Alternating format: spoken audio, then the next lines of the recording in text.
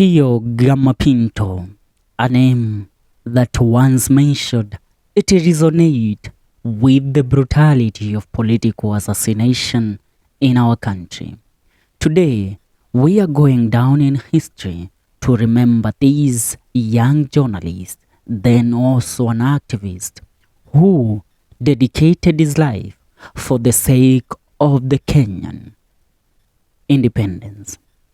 Pio Gama Pinto was born in 1927 on March 31st.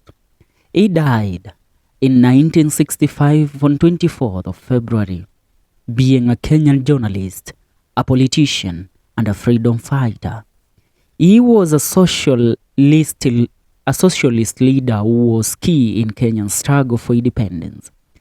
When we speak about his assassination, it rings in the mind of many Kenyans, since this is a case that resonates with the beginning of political assassinations in the country. On 24th February 1964, at the Westlands neighborhood of Parklands in Nairobi, Pinto was shot at close range in the driveway while waiting for the gate to be opened at his home. He was with his daughter in his car at the time of his killing. The police set out to find 3 gunmen in connection with the murder. Mr. Kisilu Mutua, Chegeduo, then as young adults at the time, were arrested on the day of the murder. Kisilu and Chege informed the CID that they were hired by Ochola Anyego, the Secretary General of the Kenya Petroleum Oil Workers Union, to frighten Pinto, ostensibly on account of his interfering with the union. Makanyego was arrested following this accusation. At the police lineup, however, the accused affirmed that Makanyego resembled the man who hired them, but he was not the actual culprit, who had identified himself as Mark Anyengo. Mark Anyengo was cleared of any involvement and released. After the case was heard in court, Duo was acquitted, but Mutua was given the death sentence. This sentence was later reduced to life in prison following an appeal. Pinto became the first Kenyan politician to be assassinated after independence. At the time of his assassination, Pinto was only 38 years old.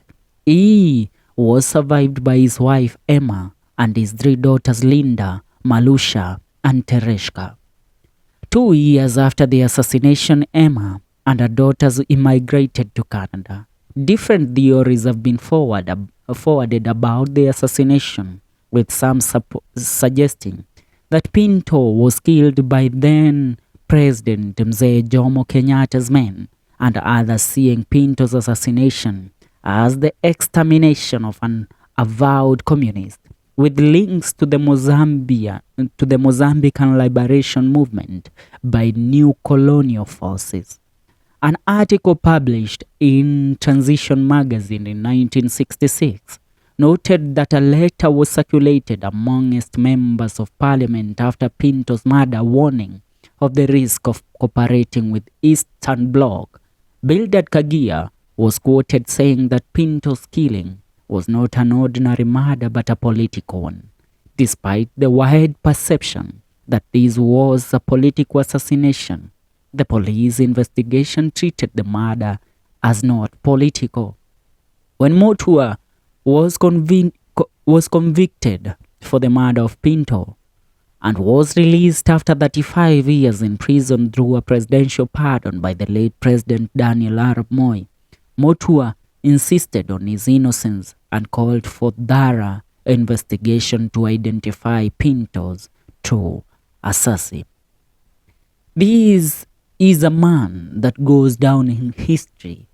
His origin was from Asia and India, but he dedicated his life for the Kenyan cause, and he is regarded as the first political martyr of the independent Kenya. That is the assassination of Pio Gama Pinto. But a question to you I will leave. Do you think that late MZEE Jomo Kenyatta was behind the assassination of Mr. Pio Gama Pinto? Your comments will be highly appreciated. This is FM Show KE.